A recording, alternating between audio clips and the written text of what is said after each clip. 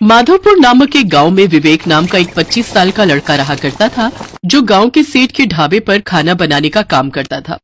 अरे जल्दी जल्दी हाथ चला विवेक, बाहर ग्राहक कब से इंतजार में बैठे हैं। आज मैं पालक पनीर की खास रेसिपी बना रहा हूँ सेठ जी, देखना जो एक बार खाएगा वो अपनी उंगलियां चाटता रह जाएगा। अरे उंगलियां चाटने की बात बाद में करना, पहले जाकर उन्हें भोजन देकर आओ भाई। बस 5 मिनट सेठ जी, मैं अभी सबको भोजन लगाता हूँ। कुछ देर बाद विवेक ने सबको भोजन लगाया। विवेक के हाथ का बना हुआ पालक पनीर सबको बहुत पसंद आया। आज के पालक पनीर का तो कोई जवाब ही नहीं है सेठ जी, पेट भर गया लेकिन मन नहीं भरा। अब मैं क्या करूं भाई, मेरे ढाबे पर खाना ही इतना अच्छा बनता है कि लोगों का पेट तो भर जाता है लेकिन मन नहीं भरता। मेरी पत्नी इतना अच्छा खाना जो बनाती है। अरे क्यों झूठ बोल रहे हो सेठ, सारा गांव जानता है भोजन तो विवेक बनाता है, उसकी तारीफ करने से आखिर आपको कैसी शर्म। देखा भाग्यवान, सब उस विवेक की तारीफ करते हैं। मैंने कितनी बार तुमसे कहा है कि तुम भी उसके साथ रसोई में हाथ बटा लिया करो। एक बार में मुझसे एक ही काम हो सकता है, मैं पैसे गिन सकती हूँ। अरे मूर्ख, कल को अगर विवेक काम छोड़कर चला गया ना तो क्या होगा। लोगों को तो उसके हाथ का स्वाद लग गया है, इसलिए मैं सबको बताता हूँ कि ये खाना उसने नहीं बल्कि तुमने बनाया है। लेकिन तुम तो मेरी बात समझती नहीं। ये बात तो आपने ठीक की, अब कल से मैं उसके बगल में कुर्सी लगाकर बैठूंगी। अगले दिन से सेठानी विवेक के बगल में ही कुर्सी लगाकर बैठने लगी। फिर सेठ ने सब गांव वालों को ये यकीन दिला दिया कि भोजन विवेक नहीं बल्कि उसकी पत्नी बनाती है। ऐसे ही कुछ दिन बीतते हैं। एक रोज विवेक ढाबे पर जाने के लिए निकल ही रहा था कि तभी सेठ जी उसके घर पर आ जाते हैं। सेठ जी आप, मैं तो ढाबे पर आने ही वाला था। वही मैं तुम्हें बताने आया हूँ कि आज के बाद ढाबे पर काम करने की कोई जरूरत नहीं है। ये कैसी बातें कर रहे हैं आप सेठ जी। जहाँ तक मुझे पता है मैंने पूरी मेहनत से आपके ढाबे पर काम किया है और ना ही कभी आपको शिकायत का मौका दिया।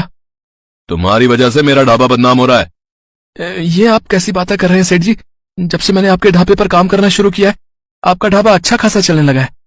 हाँ, लेकिन अगर मैंने तुझे कुछ दिन और ढाबे पर काम करने दिया तो मेरे ढाबे का नाम रोशनदा ढाबा की जगह विवेकदा ढाबा हो जाता, इसलिए मैं अभी तुझे काम से निकालता हूँ। ऐसा मत कहिए सेठ जी, मैं अनाथ हूँ, बड़ी मुश्किल से अपना पेट पालता हूँ और मुझे तो खाना बनाने के अलावा और कोई काम भी नहीं आता। नहीं आता तो वो तुम्हारी समस्या है, मेरी थोड़ी। और हाँ, एक बात कान खोलकर सुन ले, आज के बाद अगर ढाबे के आसपास भी दिखे ना तो धक्के मारकर बाहर फेंकवा दूंगा। बेचारा विवेक बेरोजगार हो गया। कुछ दिन घर पर रहने के बाद उसे एक विचार आया और वो सीधा गांव के मुखिया के पास पहुंच गया मदद के लिए। मुखिया जी, मैं अपना गांव छोड़कर नहीं जाना चाहता और यहीं रहकर अपना ढाबा खोलना चाहता हूँ। मैं अनाथ हूँ सेठ जी, मेरी मदद कीजिए, मुझे कुछ पैसे ढाबा खोलने के लिए दे दीजिए। अच्छा ठीक है, तुम एक काम करो, जो मेरी जमीन बंजर पड़ी है ना वहीं पर अपना ढाबा खोल लो और ये कुछ पैसे ये लो, इससे ढाबा बना लो, ठीक है। विवेक खुशी खुशी घर लौट आता है। कुछ ही दिन में उसका ढाबा बनकर तैयार हो गया और उसमें लोगों की भीड़ लगनी शुरू हो गई। अब सेठ जी का ढाबा खाली रहने लगा।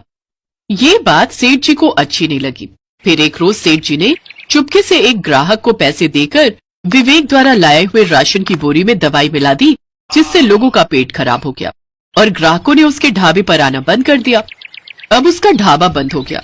फिर मुखिया उसके पास आया। देखो, मुझे मेरा पैसा और ब्याज चाहिए। ब्याज? लेकिन ब्याज की तो कोई बात ही नहीं हुई थी। मैंने कहा था लेकिन शायद तुमने सुना नहीं। लेकिन मैं पैसे कहाँ से लाऊं, मेरे पास तो पैसे नहीं है मुखिया जी। तो फिर अपना ये घर खाली कर, चल।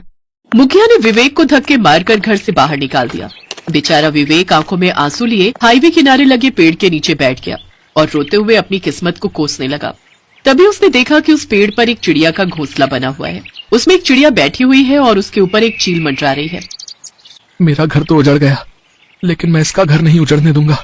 विवेक ने पत्थर मारकर उस चील को वहां से भगा दिया। तभी एक चमत्कार हुआ। डरो मत, बरसों पहले मुझे एक श्राप के कारण इस घोंसले में कैद कर दिया गया था। अगर तुम उस चील को नहीं भगाते तो वो मुझे मार देती। लेकिन अब तुम अपने असली रूप में कैसे आ गई?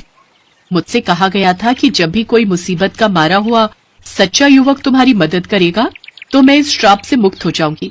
अब देखो, मैं श्राप मुक्त हो गई। तुमने मेरी मदद की है, इसलिए मैं भी तुम्हारी मदद करूंगी। अपनी जादुई शक्ति से मैंने सब देख लिया है जो तुम्हारे साथ हुआ है।